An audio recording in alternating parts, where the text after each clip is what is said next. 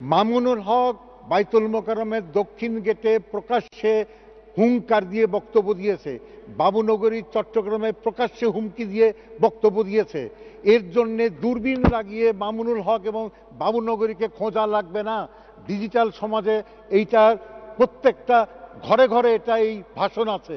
সুতরাং মামুনুল হক এবং বাবুনগরীকে কেন প্রধান উস্কানিদাতা হিসাবে এই রাষ্ট্রের বিরুদ্ধে যুদ্ধ ঘোষণার জন্য গ্রেপ্তার করা হচ্ছে না, এটা আমি মাননীয় স্পিকার আপনার মাধ্যমে আমি মহান সংসদে স্বরাষ্ট্রমন্ত্রীর কাছে আহ্বান করছি। আমি মনে করি এই অপশক্তিকে ছাড় দেওয়া উচিত না।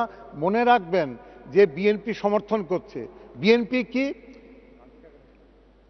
ফেরেশতার নেতা ছিল ইবলিস। আল্লাহর নির্দেশ না পালন করে মুসলমানরা জানেন যে ইবলিসে পরিণত হয়। উনি ফেরেশতাগিরি ছেড়ে দোজখের ঠিকাদারি নেয়। ঠিক তেমনি বীর উত্তম জেনারেল জিয়াউর রহমান আর কতিপয় মুক্তিযোদ্ধার কাজ বাদ দিয়ে রাজাকারের ঠিকাদারি নেয়। সেই রাজাকারের ঠিকাদারির দল বিএনপি। সেই বিএনপি আজকে সরাসরি হেফাজতকে সমর্থন দিচ্ছেন, অর্থাৎ হেফাজত ইসলাম পাকিস্তানের রাজাকার এবং পাকিস্তান পন্থার মুখোশে খেলছে।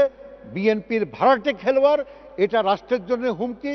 আমি মনে করি এটাকে শক্তভাবে দমন করা ছাড়া আর কোনো পথ নাই। এইখানে ছাড় দেওয়া উচিত না। মনে রাখবেন, দুধ কলা দিয়ে গোখরো সাপ পুষতে নাই। গোখরো সাপ কিন্তু দিনের শেষে যে পুষবে তাকেই ছোবল মারবে।